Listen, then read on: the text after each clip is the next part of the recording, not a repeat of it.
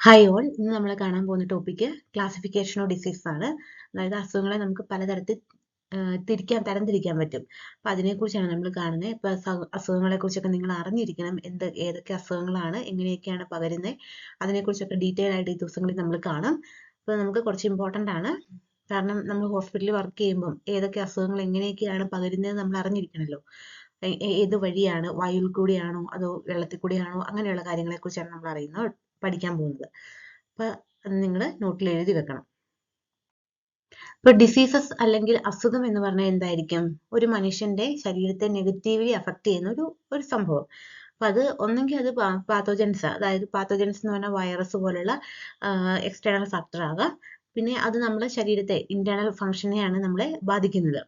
അപ്പം നമ്മൾ ഒരു അസുഖം വന്നു കഴിഞ്ഞാൽ ഫിസിക്കലി മാത്രമല്ല മെന്റലി നമുക്ക് ബുദ്ധിമുട്ട് വരും. ഇപ്പൊ ഫിസിക്കലി നമുക്ക് എന്തെങ്കിലും വേദന അല്ലെങ്കിൽ എന്തെങ്കിലും ഒരു ക്യാൻസർ വന്നു, അപ്പം അത് നമ്മുടെ ശരീരത്തെ ബാധിക്കുന്നത് പോലെ തന്നെ നമ്മളെ മാനസികവുമായിട്ട് ബാധിക്കുന്നുണ്ട്.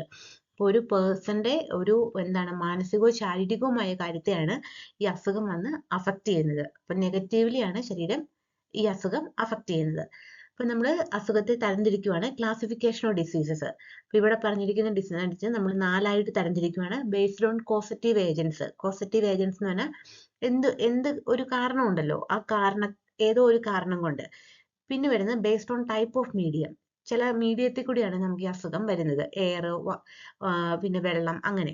ബേസ്ഡ് ഓൺ ഡ്യൂറേഷൻ, ഇത് എത്ര നാളത്തേക്ക് നിൽക്കുന്നു എന്നതിനെ കുറിച്ച്. ചിലത് കുറേ നാളുണ്ട്, ചിലത് കുറച്ച് കാലത്തേക്കേ ഉള്ളൂ, അതിനെ ബേസ് ചെയ്ത്.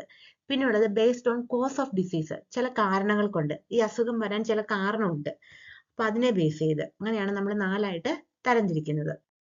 ഇവിടെ ഓൾറെഡി തരംതിരിച്ചിട്ടുണ്ട്. Classification of disease based on causative agents, based on duration and based on cause of disease. Last one based on type of medium. ഇനി നമ്മൾ ആദ്യം കാണുന്നത് classification of disease based on causative agents, ചില കാരണങ്ങൾ കൊണ്ട്, കാരണക്കാരായ. അപ്പൊ അതിന്റെ ആദ്യത്തെയാണ് കമ്മ്യൂണിക്കബിൾ ഡിസീസ്. അപ്പൊ കമ്മ്യൂണിക്കബിൾ എന്ന് പറഞ്ഞാൽ എന്തായിരിക്കും മീനിങ്? പകരുന്നത്. അപ്പൊ കമ്മ്യൂണിക്കേഷൻ വഴിയാണ് ഈ അസുഖം പിടിക്കുന്നത്. അപ്പൊ അതിന്റെ വേറൊരു പേരാണ് ട്രാൻസ്മിസിബിൾ ഡിസീസ് അല്ലെങ്കിൽ ഇൻഫെക്ഷ്യസ് ഡിസീസ്. അപ്പൊ അത് ഇൻഫെക്ഷ്യസ് ഡിസീസ് എന്ന് പറയാൻ കാരണം എന്താണ്? പകരും. കമ്മ്യൂണിക്കേഷൻ മൂലം അങ്ങോട്ടും ഇങ്ങോട്ടും പകരുന്ന അസുഖമായതുകൊണ്ടാണ് നമ്മൾ ഈ ഒരു പേരിൽ അറിയപ്പെടുന്നത്. ഈ അസുഖം വരുമ്പം നമുക്കറിയാം, കോവിഡ് പോലുള്ള അസുഖങ്ങൾ കമ്മ്യൂണിക്കബിൾ ഡിസീസ് ആണ്. അപ്പൊ മറ്റുള്ളവരിലേക്ക് അത് പകരും. നമ്മുടെ ശരീരത്ത് അസുഖത്തിന് കാരണമായ പാത്തോജൻ പകരും. അതുപോലെ തന്നെ മറ്റുള്ളവരിലേക്കും അത് പകരാനുള്ള സാധ്യതയുണ്ട്. അപ്പൊ നമ്മൾ ഇതിനെ 2 ആയിട്ട് തിരിക്കുകയാണ് ചെയ്യുന്നത്. ഡിസീസ് ബേസ്ഡ് ഓൺ കോസറ്റീവ് ഏജൻസിനെ 2 ആയിട്ട് തിരിക്കുകയാണ്. ഒന്ന് കമ്മ്യൂണിക്കബിൾ ഡിസീസ്, അപ്പൊ അതിന് ഓപ്പോസിറ്റ് ആയിട്ട് നോൺ കമ്മ്യൂണിക്കബിൾ ഡിസീസ്.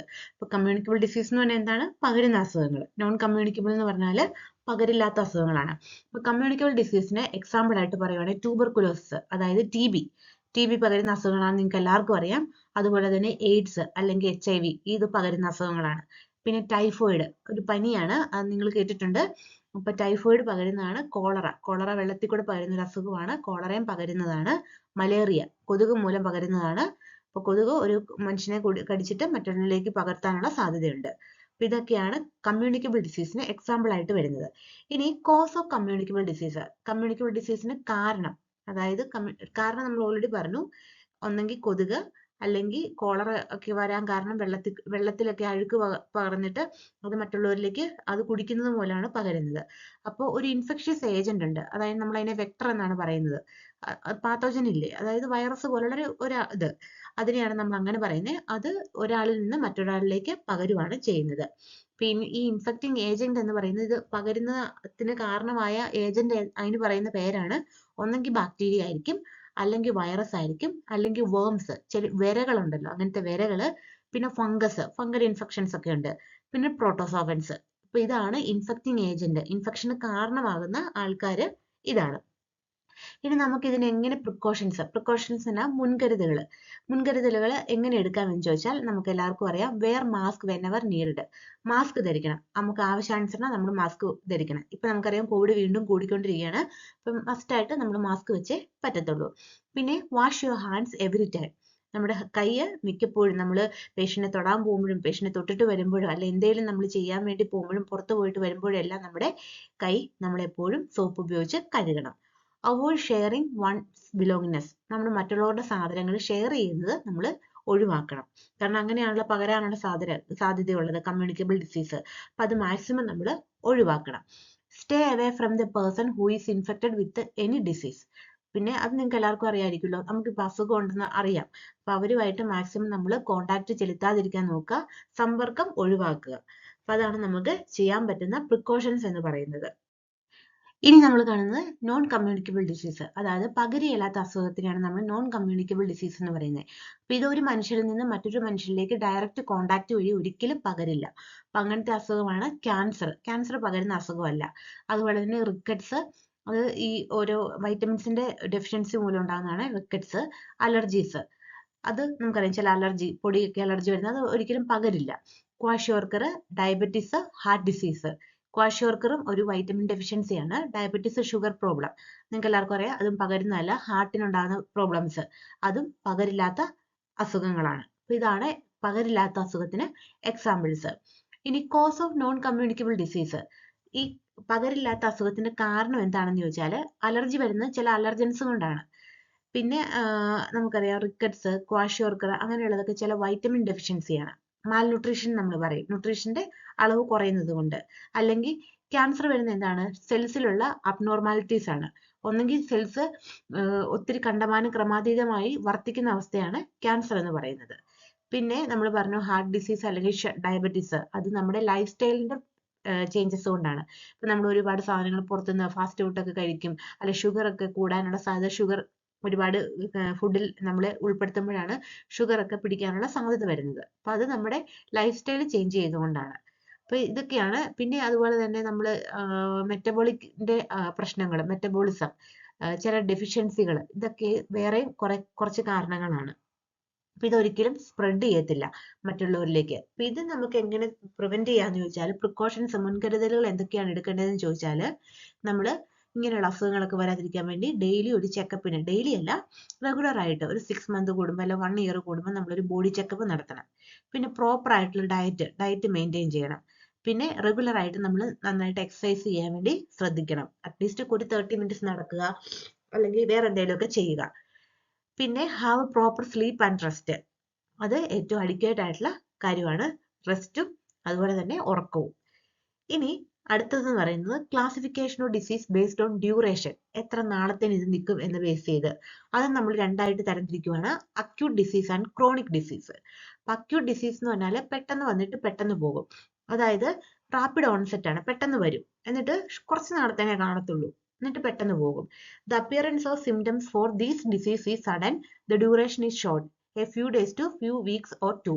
അപ്പം ഇതെങ്ങനെയാണ്, പെട്ടെന്ന് സഡൻ ആയിട്ട് വരും, പെട്ടെന്ന് വരും, എന്നിട്ട് കുറച്ച് നാളത്തേന് ഇത് നിൽക്കത്തുള്ളൂ. അത് കഴിഞ്ഞ് ഒരു 2 ആഴ്ച അല്ല 3 ആഴ്ചയൊക്കെ കഴിയുമ്പോഴത്തേനും ഈ അസുഖം പോകും.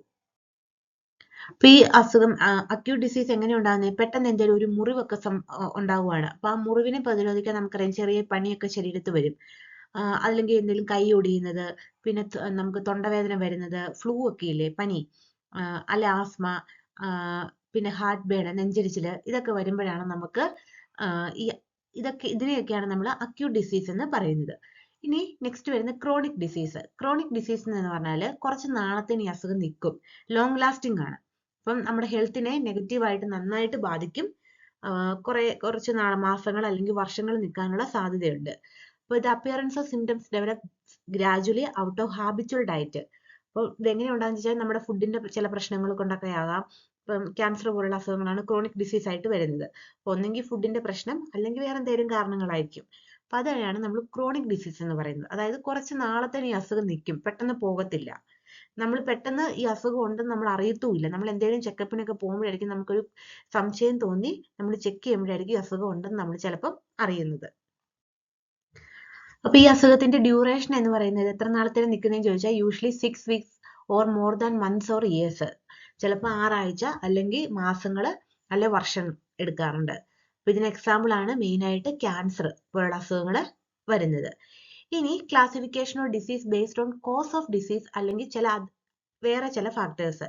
അപ്പൊ അതിനെ നമ്മൾ 3ആയിട്ട് തിരിക്കുകയാണ്, deficiency, injury, toxicity. Cause of disease എന്ന് പറഞ്ഞാൽ അസുഖത്തിന്റെ കാരണം.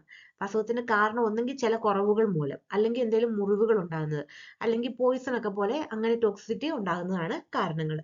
അപ്പം അതിന് എക്സാമ്പിൾ ഡെഫിഷ്യൻസി നമുക്ക് പറയാൻ വേണമെങ്കിൽ റിക്കറ്റ്സ്, ഗോയിറ്റർ, ബെറിബറി അതൊക്കെ വൈറ്റമിൻ ഡെഫിഷ്യൻസി കൊണ്ടാണ്. അപ്പൊ ഇങ്ങനെയുള്ള അസുഖങ്ങൾ നമുക്ക് ആ ഒരു ഡെഫിഷ്യൻസി പരിഹരിക്കുമ്പോൾ അത് ഓക്കെ ആയിട്ട് വരും. അപ്പൊ അങ്ങനത്തെ ഡെഫിഷ്യൻസി മൂലം ഉണ്ടാകുന്ന അസുഖം നമ്മൾ ഓൾറെഡി പറഞ്ഞു. ഒബേസിറ്റി എന്ന് പറഞ്ഞാൽ കണ്ടമാനം ക്രമാതീതമായി വണ്ണം ഉള്ളതില്ലേ, അത് അവർക്ക് ചില കുറവുകൾ മൂലമാണ് അങ്ങനെ ഒബേസിറ്റി വരുന്നത്. പിന്നെ റിക്കറ്റ്സ്, ഗോയിറ്റർ, ബെറിബറി, ക്വാഷിയോർക്കർ ഇതൊക്കെ വൈറ്റമിൻ ഡെഫിഷ്യൻസികളാണ്. ഗോയിറ്റർ നമുക്കറിയാം തൈറോയിഡിന്റെ പ്രശ്നമാണ്. ഇതൊക്കെ നമുക്ക് ചില കാരണങ്ങൾ കൊണ്ടാണ്, ഡെഫിഷ്യൻസി എന്ന് പറഞ്ഞ കാരണങ്ങൾ കൊണ്ടാണ് ഈ അസുഖം ഉണ്ടാകുന്നത്. ഇനി നെക്സ്റ്റ് വരുന്നത് based on type of medium, ഏത് മീഡിയത്തിൽ കൂടിയാണ് നമുക്ക് അസുഖം പകരുന്നതെന്ന്. അപ്പൊ അതിനെ നമ്മൾ രണ്ടായിട്ട് തിരിക്കുവാണ്, ഡയറക്റ്റ് ആൻഡ് ഇൻഡയറക്റ്റ്. ഒന്ന് ഡയറക്റ്റ് നമുക്ക് വരാറുണ്ട്, അല്ലെങ്കിൽ വേറെ ഏതെങ്കിലും വഴിക്ക് ഇത് വരാറുണ്ട്. ഇപ്പൊ ഡയറക്റ്റ് എന്ന് പറയുന്നത് സെക്ഷലി ട്രാൻസ്മിറ്റഡ് ഡിസീസ്. പിന്നെ across the placenta, other modes like biting, kissing. ഇപ്പൊ സെക്ഷലി ട്രാൻസ്മിറ്റഡ് ഡിസീസ് ആണ് HIV അല്ലെങ്കിൽ എയ്ഡ്സ്. അക്രോസ് ദി പ്ലാസന്റ എന്ന് പറഞ്ഞാൽ അമ്മയിൽ നിന്ന് കുഞ്ഞിലേക്ക്, കാരണം കുഞ്ഞ് കിടക്കുന്ന സ്ഥലമാണ്, കുഞ്ഞിന് ന്യൂട്രീഷൻസ് എല്ലാം കിട്ടുന്നത് അമ്മയുടെ പ്ലാസന്റ വഴിയാണ്. അപ്പൊ അതുവഴി കുഞ്ഞിലേക്ക് അസുഖം പകരാനുള്ള സാധ്യതയുണ്ട്. പിന്നെ ബൈറ്റിങ്, എന്തെങ്കിലും കടിക്കുന്നത് മൂലം, പേപ്പട്ടിയൊക്കെ കടിക്കത്തില്ലേ, അങ്ങനത്തെയൊക്കെ. ഇപ്പൊ ഇൻഡയറക്റ്റ് എന്ന് പറഞ്ഞു കഴിഞ്ഞാൽ ഒന്ന് എയർബോൺ, അതായത് നമുക്ക് ഡയറക്റ്റ് കിട്ടുമല്ല, ഒന്നെങ്കിൽ വായു വഴി അല്ലെങ്കിൽ വെള്ളത്തിൽ കൂടെ അങ്ങനെയൊക്കെ കിട്ടുന്ന അസുഖമാണ് ഇൻഡയറക്റ്റ്. അപ്പൊ അത് അതിന്റെ ക്ലാസിഫിക്കേഷൻ ഒന്നാമത്തേതാണ് എയർബോൺ, വായുവിൽ കൂടി പകരുന്നത്. ഇതൊക്കെ നമ്മൾ ഡീറ്റെയിൽ ആയിട്ട് ഇനി അടുത്ത ദിവസങ്ങളിൽ കാണും കേട്ടോ. എയർബോൺ ഒക്കെ നമ്മൾ ഡീറ്റെയിൽ ആയിട്ട് കാണാം, എയർബോൺ അസുഖങ്ങൾ ഏതൊക്കെയാണെന്നുള്ളത്. പിന്നെ vehicle borne, vector borne. Vehicle borne എന്ന് പറഞ്ഞു കഴിഞ്ഞാൽ നമുക്ക് ഇപ്പൊ എന്തെങ്കിലും ഈച്ചയൊക്കെ വന്നിരിക്കുന്ന ഭക്ഷണം കഴിക്കത്തില്ലേ, അപ്പൊ അതുമൂലം ഉണ്ടാകുന്ന അസുഖങ്ങൾ.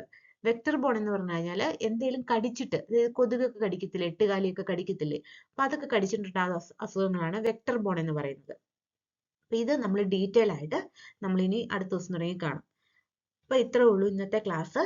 അപ്പൊ നിങ്ങൾക്ക് ക്ലിയർ ആയെന്ന് വിചാരിക്കുന്നു. അപ്പൊ നമ്മൾ ഡിസീസിനെ തരംതിരിക്കുകയാണ് ചെയ്തത് നാല് തരത്തില്. അപ്പൊ അതിനെക്കുറിച്ചാണ് നമ്മൾ ഇന്ന് കണ്ടത്. അപ്പൊ അത് നിങ്ങൾ ജസ്റ്റ് ഒന്ന് നോട്ടിലൊന്ന് മെൻഷൻ ചെയ്ത് വെക്കുക.